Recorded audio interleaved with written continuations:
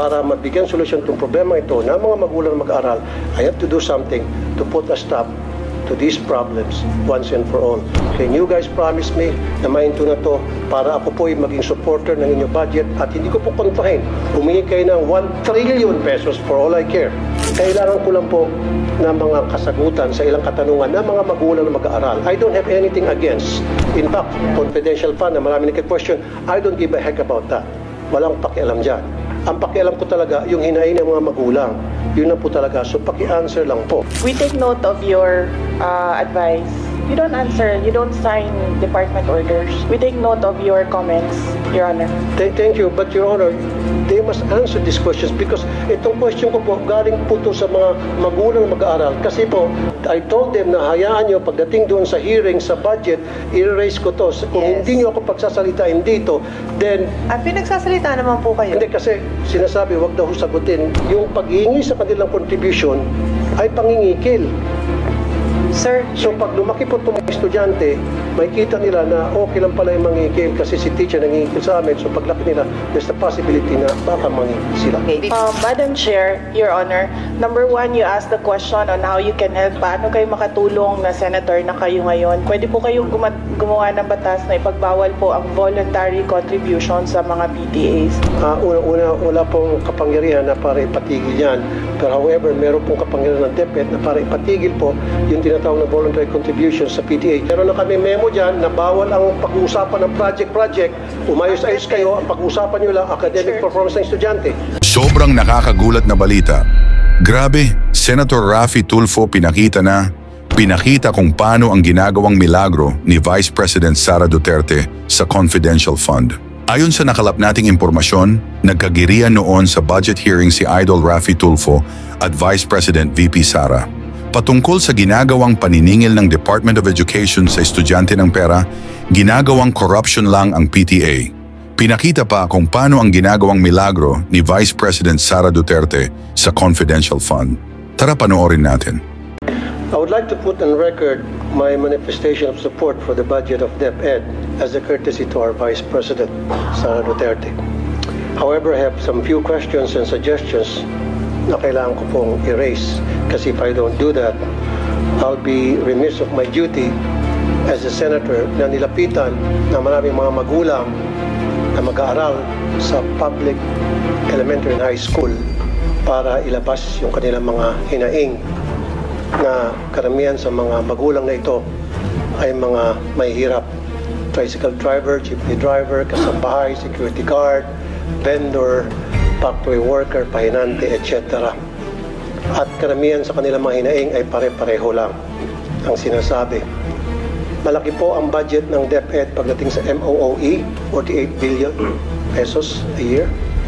And yet, every single day, nakakatanggap po ako ng reklamo mula sa mga magulang na mga mahirap na mag-aaral para sa kontribusyon. At ang eskwelahan ay nagsasabi through the PTA, Parents Teacher Association, in the guise of voluntary contribution when in fact it is a required contribution, mandatory contribution para sa chalks, floor wax, pintura, varnish, TV repairs, electric fan, test tube, and laboratory materials. Kasama dyan yung printer. At alam ko po, yan ay napapaloob sa supplies and equipment na meron pong bilyones na budget from DepEd. Isa pa po, or ilan pa po sa mga sinisingil na mga public schools sa mga mag-aaral, ng mga magulang, ay utility bills. Yung bayad para sa kuryente ay hiningi ng contribution na para magbayad ay yung mga mag-aaral. Yung bayad para sa janitor, yung bayad po para sa mga security guard, yung bayad po para sa repair ng CR, and pati po doon sa field trip na sana po ay libre. Now, ang tanong, can somebody run me through paano po ba nadi-distribute, nadi-disburse yung billions and billions of pesos para sa mga nabanggit ko? How is it being distributed at bakit po hindi nakakarating sa mga eskwelahan na marami sa kanila mga guro. In fact, I talked to some of them. Of course, I'm not gonna mention their name for obvious reason. Wala na po nakakarating sa kanila, kaya ang nangyari, nagre-remedyo po sila at ni-require nila yung kanilang mga estudyante na mag-contribute.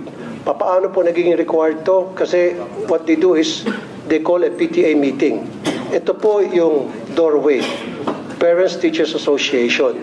So pagdating po sa PTA, ngayon, ang first agenda palagi is kailangan natin magbigay ng contribution para sa chalk, floor wax, etc. etc.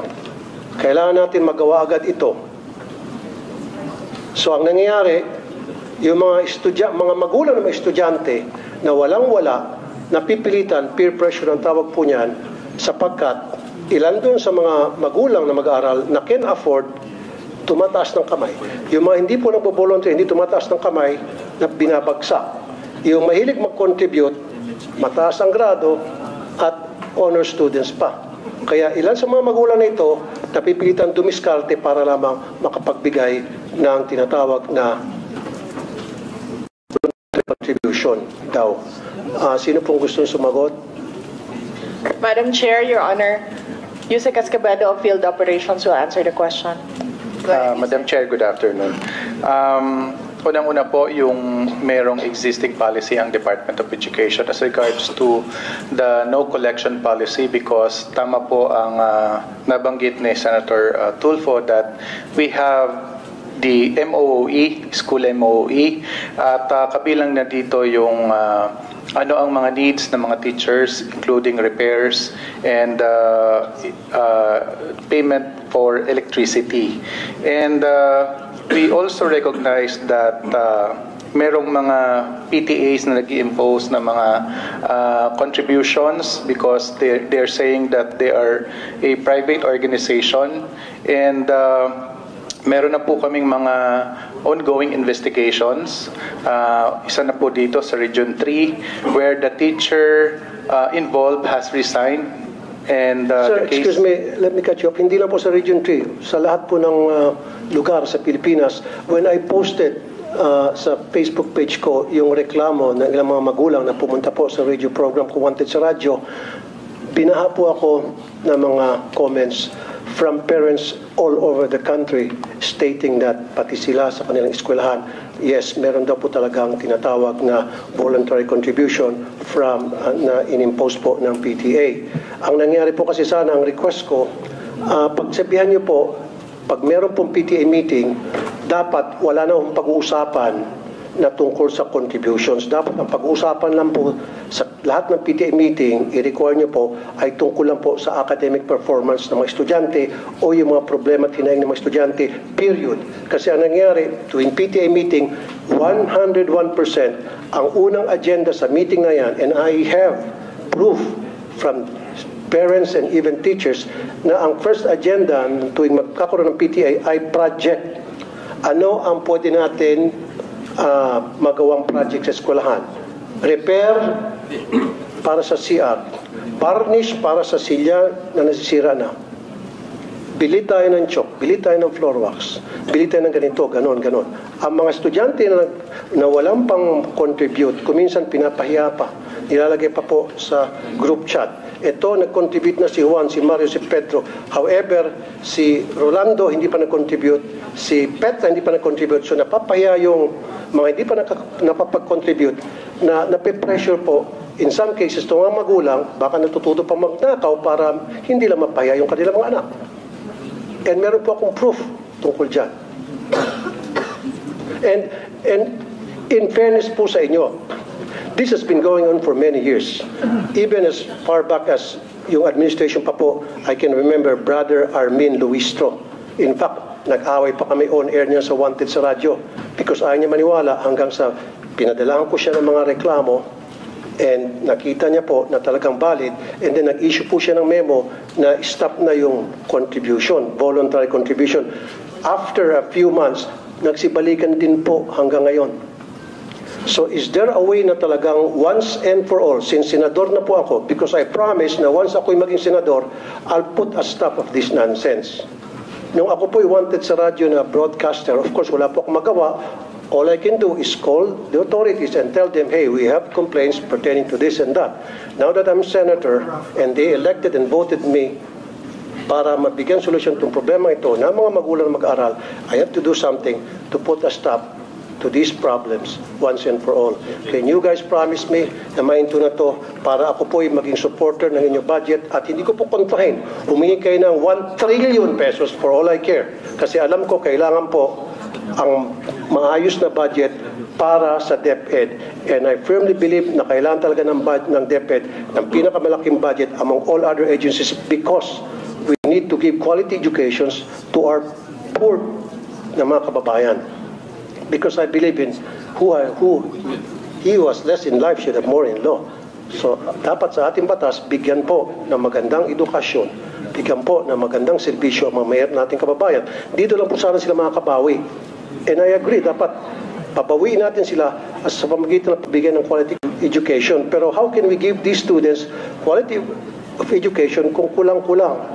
And then we're teaching these kids to be corrupt when they grow up. How and why? Because they know and they knew na yung paghihingi sa kanilang contribution ay pangingikil. Sir, So pag lumaki po itong mga estudyante, makikita nila na okay lang pala yung mangingikil kasi si teacher nangingikil sa amin. So paglaki nila, there's the possibility na baka mangingikil sila. okay, Senator Tulfo, your time is up, no? You've been informed that your time is up. You've responded, but kindly respond again. Yusek Escobedo.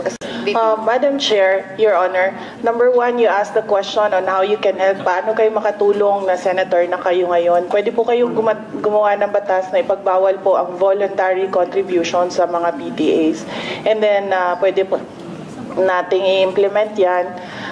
May penalties po yung teacher or parent na mag-insist na merong voluntary contribution.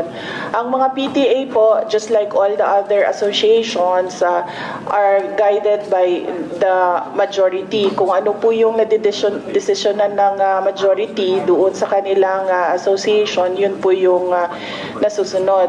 Now, it is a voluntary contribution. Ibig sabihin, hindi po pinipilit yung mga estudyante o yung mga magulang na mag-contribute kung yun man ang nadesisyonan na project ng PTA.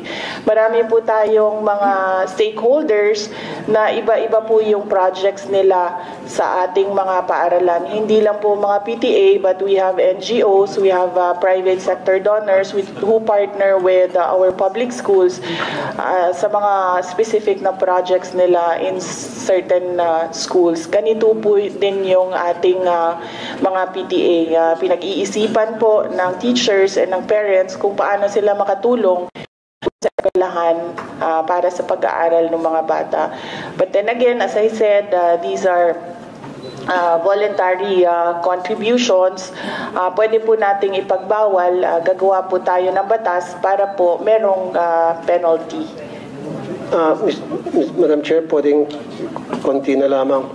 Una, wala pong kapangyarihan na para ipatigil yan. Pero however, meron pong kapangyarihan ng DepEd na para ipatigil po yung tinatawag na voluntary contributions sa PTA. Now, doon sa questions ko, hindi pa ata nasasagot. Pwede ba pakisabi sa akin paano po na-disburse yung pong MOE, especially doon sa mga chalks, sa mga electric funds. Electric funds palagi every year yan, talamak na talamak. Janitorial, security, repair, CR, varnish. Paano po na-distribute from DepEd hanggang sa pagdating sa eskwelahan? Paano nakakarating po yung mga MOE, sir? Meron po tayong listahan kung saan po pwedeng gamitin yung school MOE. At yung sinasabi niyo pong chalk allowance, meron pong cash allowance ang mga teachers. At ito ay taon-taon na ibinibigay sa mga teachers. Kaya hindi po tama na mag-demand ang PTA na magsusolicit ng contribution from the members of the PTA para mabigyan ng chalk allowance ang mga teachers because meron ngang panukala sa both the both chambers of Congress na i-increase yung cash allowance to 10,000. Good. Kasi sir, katulad yan, aside from chalk, floor wax, pintura, varnish, alam ko kasi sa LGU, meron po atang allocated na 1% from the real property tax ata. Na SAF po. SAF, SAF. para sa maintenance ng school. Opo. So doon po pwedeng kumuha kayo ng dagdag budget. Wag lang po sana humingi sa mga estudyante. Kasi nga talaga sir, every single year, palagi pong kasama doon sa paghingi ng contribution ng electric fan. So bakit po kinakailangan ng mga estudyante mag-shoulder ng electric fan ng bawat classroom? Sir. Yes, opo sir. Magkakaroon po kami ng, maglalabas kami ng memorandum and directive to all our schools. Yusek Escobedo. Yes, VP, go ahead. Yes, Madam Go ahead, Chair, Your Honor, we take note of your advice. You don't answer, you don't sign department orders. We take note of your comments, Your Honor.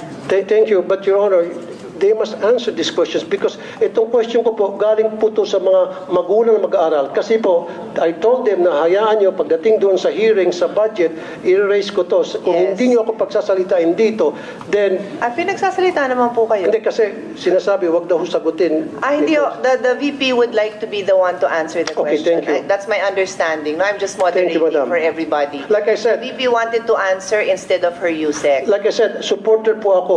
Hindi ko po questionin yung budget. Ayaw ko pong bawasan. In fact, I'd like to put it on record, kung dadagdagan pa yung budget ng DepEd, I will support. Kaya lang, kailangan ko lang po ng mga kasagutan sa ilang katanungan ng mga magulang na mag-aaral. I don't have anything against. In fact, Yeah. confidential fund na marami nagka-question, I don't give a heck about that. Walang pakialam dyan. Ang pakialam ko talaga, yung hinahin ng mga magulang. Yun lang po talaga. So, paki-answer lang po. Kung sino sanang gusto If I may, Senator Rafi, the Secretary took the floor earlier and responded that ang suggestion po niya, and correct me if I'm wrong, my understanding from the Secretary is that she said what you could do, because you were asking what you could do now that you're a Senator, is to pass a law that would prevent that. Because as far as DepEd is concerned, they have already issued the memorandums that prohibit contributions. Pero yung gustong gawin ng PTA, ng parents, my understanding is that's out of your hands. No, that's out of your hands what the PTA would like to do. Although, I think maybe an assurance that hindi nyo naman ini-encourage talaga yon, di ba? It's not encouraged, it's not, you cannot, they do not mandate it, they follow that. That's my understanding. Madam Chair, okay, ano kaya tuwing magkaroon ng PTA meeting, nandoon po yung taga DepEd para i-monitor yung proceedings ng meeting, para pagsabihin ng DepEd, hey, meron na kami memo dyan na bawal ang pag-uusapan ng project, umayos-ayos kayo, ang pag-uusapan nyo lang academic performance ng estudyante. Is that fair enough? PTA ho means parent-teacher. So may teacher ho na present doon. Yes, may And- teachers na present. At Yun principal pa kung minsan. Kaya nga, sinasabi ko lamang po, meron dapat nagmamonitor kasi hindi po nasusunod. Kung minsan, like I said, yung kay Armin Luisto noon, nasunod yun for ilang months. After several months, bumalik ulit. Kaya nga, suggestion ko ngayon, pag may PTA meeting, meron pong taga-DepEd na nagmamonitor ng meeting nila to make sure na nasusunod kung anong nakalagay sa Baka sir, memorandum order. you could give them the specific complaints that you received so that they can particularly go to those schools and find out if there were any violations and find out if there was conduct unbecoming of a parent, of a teacher that should be addressed. Ang reklamo nga po, Madam Chair, ay yung pong sinasabing voluntary contribution na inaamin na nga po ng DepEd na mali talaga. Tulad po na ulitin ko, chalk, floor wax, pintura, varnish, TV, electric fan, test tube, printer, utility bills, janitorial, security guard, repair ng CR. Ito po ay mga reklamo and documented po ito. And I have documents to support this.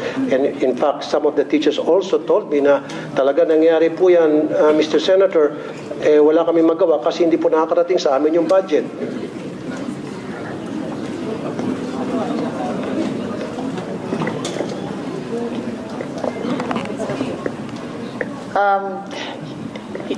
Madam Chair, Your Honor, we will submit the downloading of MOOE up to the school level to the Finance Secretariat. At ito na lamang po, Madam Chair, test tube. Hinihingi din po, kasama rin po yung Pwede test tube. bang submit natin? Kasi sir, I've reminded everyone who's Last na beyond naman their po, Madam time. Chair. Last na naman. Sige. Test tube. Alam ko meron natang 500 billion na budget for the test tube. Parang every year, bilyones ang naalat para sa test tube. Kasi marami rin po ako mga magulang nagreklamo, pinapakontribute para sa test tube, laboratory test tubes. Ano ho yun, sir? Kasi I Test handle tubes. the budget, so I Test tubes can po. Yung test tube attest. po para sa mga I have laboratory. not seen 500 billion for test tubes. Or at least, yung pong pagkakaalam ko, yung pong... Ay, wala akong 500 billion. Ako na ho magsasabi. Okay. So anyway, bakit po yung sa test, sige na lang po, bakit po test tubes paulit-ulit po every year hinihingan po ng contribution ng estudyante? Pwede po ba pa-stop na rin natin yun? Yun lang po. So stop na po natin, in short, lahat po ng contribution para sa maintenance ng school, ang pakiusap po ng mga magulang through me, stop na po natin yan. Pag na-stop niyo po yan, I promise you I'll support your budget every single year and you're not gonna hear anything from me. That's a commitment. That's a promise. Ito'y alang-alang sa mga magulang na mga lumapit sa akin. Madam Chair, Your Honor, we take note of the advice of the Honorable Senator Raffy Tulfo. Ngayon, ikaw, bilang Pilipino, ano ang masasabi mo at reaksyon sa balitang ito? Mag-iwan ka ng komento sa ibaba at atin pong babasahin isa-isa.